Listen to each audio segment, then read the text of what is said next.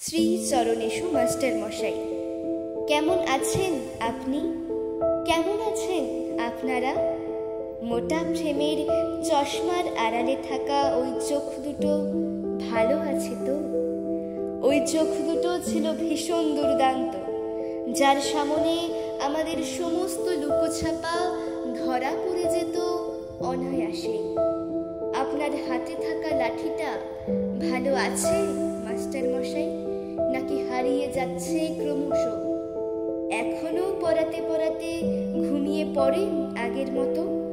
অঙ্ক করতে দিয়ে দু চোখ বুজে আসতে চায়? কত হেসেছি, কত টিপ্পনি কেটেছি আড়ালে, কিন্তু কখনো বুঝতে চাইনি মাস্টার মশাইরাও তো মানুষ। সকালে প্রেয়ারের লাইনে শুরু হতো আপনাদের কথা, লাইন করে দাঁড়াও, লাইনে দাঁড়িয়ে কোনো কথা বলবে না, হাতের নখ কাটুনি কেন, বাইরে জুতো নোংরা কেন, পরিষ্কার ড্রেস পরে আসবে। তারপর বাংলা, ইতিহাস, অঙ্ক, ভূগোল, পড়া পড়া আর পড়া। পড়াতে পড়াতে কখনো কেশে নিচ্ছেন, কখনো বা ভাবছেন চুপ করে থাকা, লুকিয়ে থাকা কিংবা পিছিয়ে পড়া ছাত্রগুলোর কথা। সস্নেহে পিঠে রেখেছেন হাত। পড়াশোনার মতো বন্ধু হয় না রে, এ বন্ধু ছেড়ে যায় না কখনো।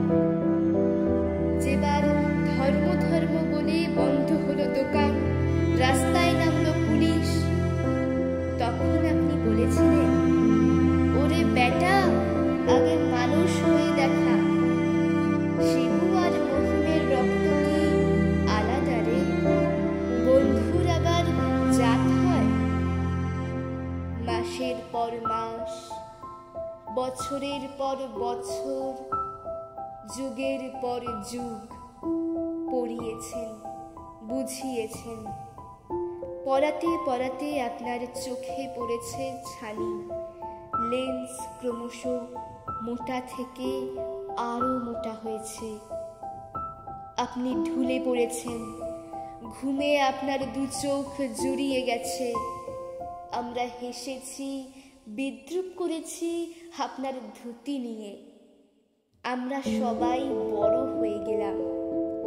আপনার লাঠিতে ঝোলানো হলো নিষেধ, আপনার বকুনি থেমে গেল পরোয়ানার কাছে। আপনার স্নেহকে বদলে আমরা তার নাম দিলাম কর্তব্য। তবুও যখন পিছন ফিরে তাকাই, দেখি আমার ধুতি আর সুতির পাঞ্জাবি পরা মাস্টার মশাইকে। আপনি আবার হাতে লাঠি তুলে নিন মাস্টার মশাই। আমাদের পরবর্তী প্রজন্মকে প্রথমেই যে মানুষ বানাতে হবে। নমস্কার।